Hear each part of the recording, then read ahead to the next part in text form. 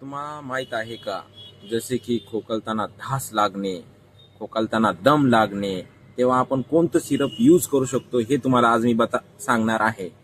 तरी तुम्ही पहा, हे रेस्कफ वेलेस म्हणून सिरप आहे, ज्याच्यामध्ये लिओसॉल्बिटमॉल, ॲम्ब्रॉक्सोल, गॅफिन यासारखे कंटेन आहेत, जे की तुमचा कफ पातळ बी करू शकतात आणि खोकलताना तुम्हाला धास लागत होती ती बी बंद होऊन जाईल आणि खोकलताना दम लागत असेल तो बी बंद होऊन जाईल.